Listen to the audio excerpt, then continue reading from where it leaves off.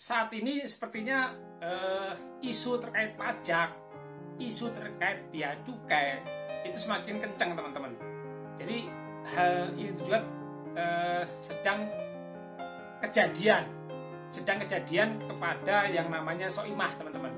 Mari kita lihat cuplikan pernyataan videonya Soimah. Jadi saya itu merasa diperlakukan seperti koruptor. Nah, untuk bayar pajak memang kewajiban kita. Bayar pajak, lapor. Kan kalau honor dari TV atau dari kerja, dari iklan dimanapun kan pasti udah potong pajak. Kan? Nah, kewajiban kita kan lapor pajak. Ya.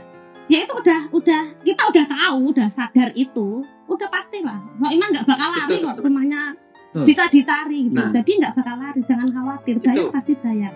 Tapi perlakukanlah dengan baik. Gitu. Jadi saya itu merasa diperlakukan seperti koruptor. Misal gini. Jadi semua bukti-bukti ini saya tak kumpulin Pak. Bukti terus atau misalnya gini, tahun 2015 ya. Jadi datang ke rumah orang pajak. Saya sendiri juga pengalaman. Buka pagar tanpa tiba-tiba udah di depan pintu, yang seakan-akan saya itu mau melarikan diri. Yang saya dicurigai arep pemeriksaan opo malah. Saya kan menjelaskan saya ini pekerja seni, saya arep dicurigai opo. Apa itu?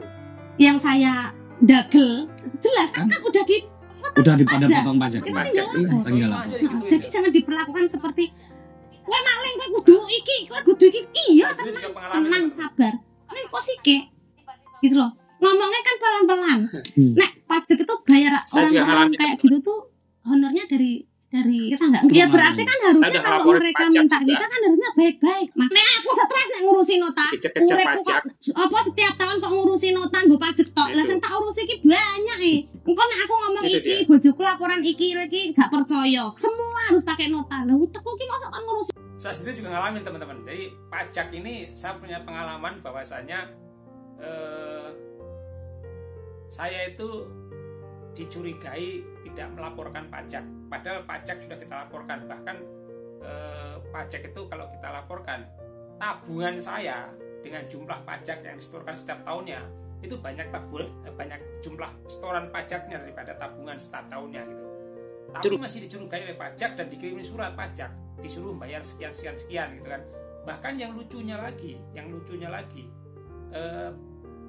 pernah saya dikirimin surat dari pajak dan mereka itu bisa akses ke rekening teman-teman, bisa akses ke rekening bahwa menurut penelusuran kami, intinya gitulah bahasa gampangannya, ditemukan nomor rekening sekian tidak dilaporkan. Nah, itu juga sampai ke sana tuh, bayangin aja.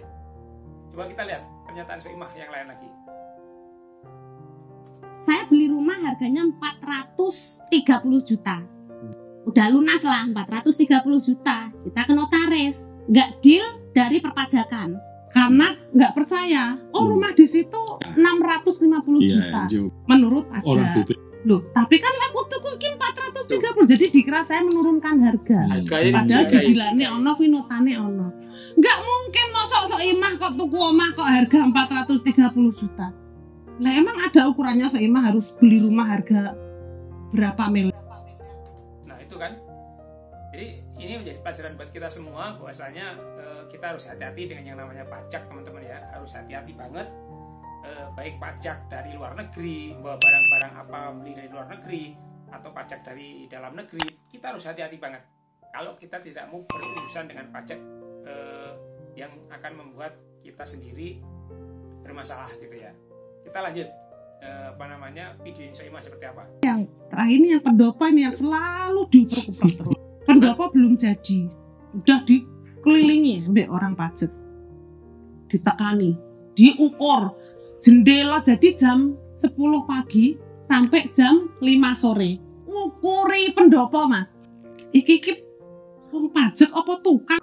Nah, pendopo belum jadi sudah dikejar-kejar pajaknya, diukur-ukur, gimana coba bayangin aja kan?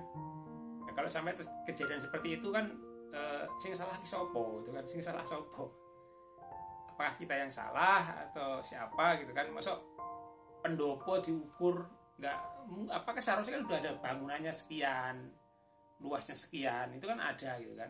Kalau sampai ngukur sendiri ke lapangan kan artinya mengambil alih kerjaan agraria, BPPN gitu kan. Kita lanjut lagi ya. Sore ki arep ngopo?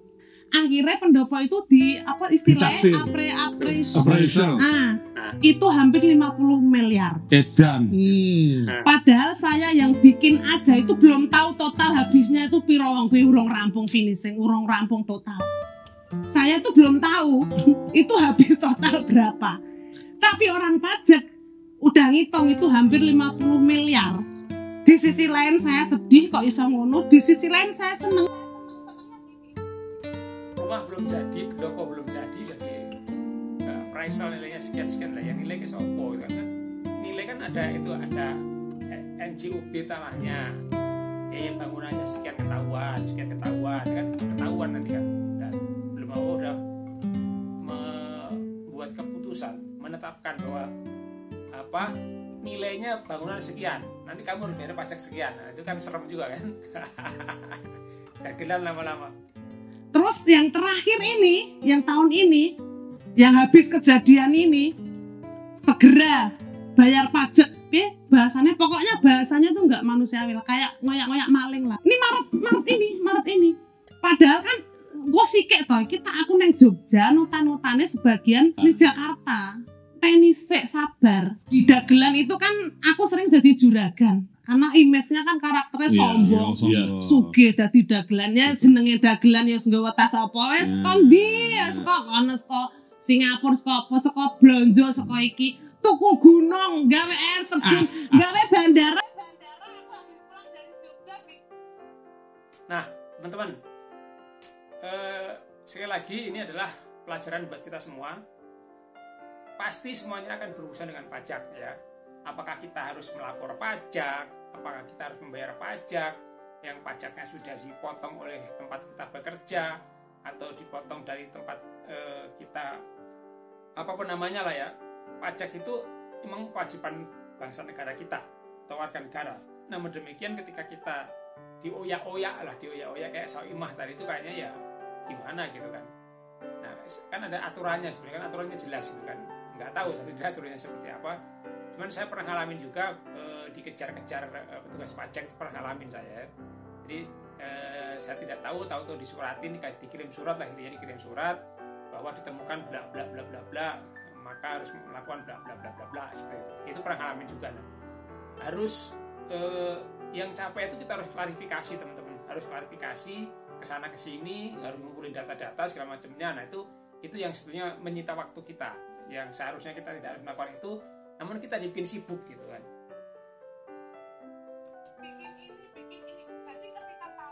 Orang pajak datang itu juga dikira pom bensin kayak gune Soimah, gunung gune Soimah, apa gune Soimah, apa semua gune Soimah, bis gune Pati kono gune Soimah, apa tanah sik nang kono. Silahkan dicek. Dikira aku kok pencucian uang. Lah saya itu kan kerja hasil dari jerih payah, proses yang panjang, keringat saya sendiri, bukan hasil maling, bukan hasil korupsi. Kok saya diperlakukan seakan-akan, kan posisi saya kan sering di Jakarta. Lah yang di rumah kan saya alamat KTP itu kan di tempat mertua saya, bapak sama mas kakak saya kan di Mangiran sana. Selalu didatangi bapak itu selalu dapat surat. Bapak kan pikiran toh mas, nggak ngerti apa-apa. Kok gue untuk surat. Nah ini teman-teman, oke, itu aja lah ya. Mudah-mudahan sekilas aja. Mudah-mudahan itu semua menjadi pelajaran buat kita. Kita harus hati-hati dengan yang namanya pajak. Terima kasih sudah melihat video ini. Silakan dibantu untuk klik tombol like, subscribe, share, dan komen. Jangan lupa bunyikan tombol loncengnya agar teman-teman selalu mendapatkan update video terbaru dari channel Hito Abdi Kafi. Terima kasih. Assalamualaikum warahmatullahi wabarakatuh.